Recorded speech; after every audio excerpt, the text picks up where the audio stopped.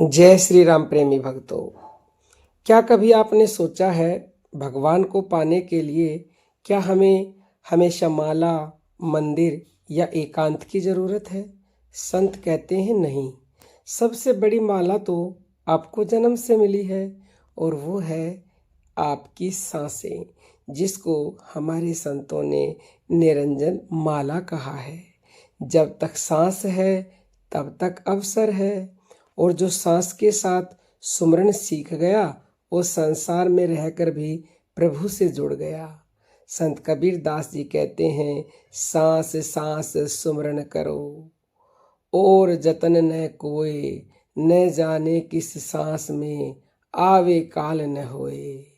हर सांस में नाम लो, क्योंकि कौन सी सांस आखिरी हो जाए कोई नहीं जानता।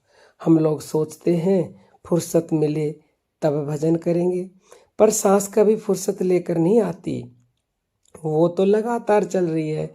इसलिए संतों ने कहा, हाथ की माला छूट सकती है, आसन टूट सकता है, स्थान बदल सकता है, पर सांस कभी साथ नहीं छोड़ती जब तक जीवन है।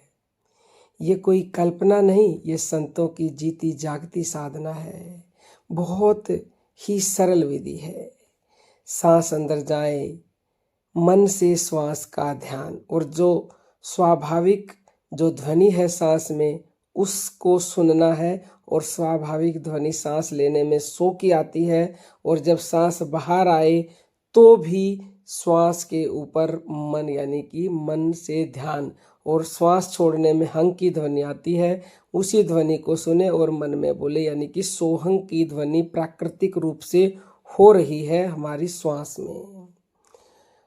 और यदि आप बिल्कुल शुरुआती है, सोहंग पे विश्वास नहीं है, तो अपने किसी भी इष्ट का नाम अपनी श्वासों से जोड़ सकते हैं। जैसे अंदर सांस में मन में बोले रा, और बाहर सांस छोड़े तो मन में बोले मैं। धीरे धीरे नाम सांस में बस जाएगा और आपको अलग से याद भी नहीं करना पड़ेगा।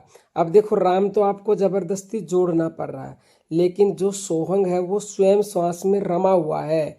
इसीलिए यदि आप सोहंग का मन से ध्यान करते हो, मन में उस आवाज को बोलते हो, तो बहुत शीघ्र आपको आनंद आने लगता है। अब एक उदाहरण से समझते। लोग पूछते हैं काम करते हुए कैसे सुमरन करें। संतों ने कहा, जैसे माँ काम करते हुए भी बच्चे को कभी नहीं भूलती। जैसे माँ रसोई में है, कपड़े धो रही है, घर संभाल रही है, पर उसका ध्यान बच्चे पर रहता है, वैसे ही हाथ काम में, मन नाम में।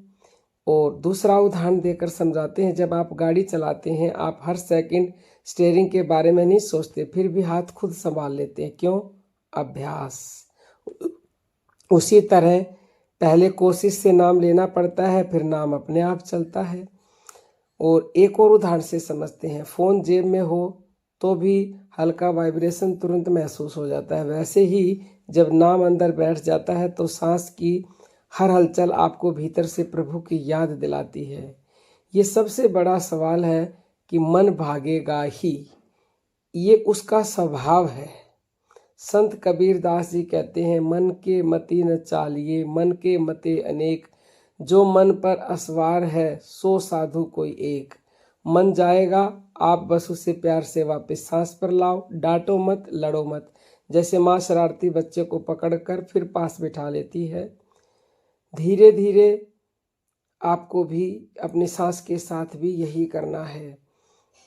सांस सुमरन से जो फल मिलेगा वो ये मिलेगा कि आपका जो क्रोध है वो जल्दी शांत होगा, आपका डर दूर भाग जाएगा, अकेलापन मिट जाएगा, अंदर एक शांति का झरना बहने लगेगा, क्योंकि अब आप अकेले नहीं, हर सांस में प्रभु साथ है। तुलसीदास जी ने कहा है, तुलसी जब जग में आए, जग हंसे तुम रोए, ऐसी करनी कर चलो तुम हंसो जग रोए।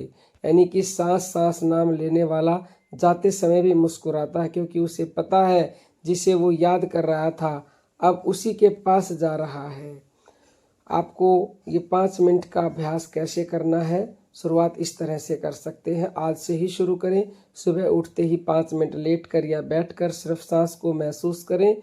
अंदर सांस जाए तो सो की ध्वनि आ रही, उससे मन को जोड़ना और मन में सो बोलना। बाहर श्वास जाए तो हंग की ध्वनि जो अपने आप हो रही है उसके साथ मन को जोड़ना है, उसको सुनना है और मन में हंग बोलना है। बस जबरदस्ती नहीं, लय बनने दें, फिर दिन भर याद आए तो जोड़ते रहें।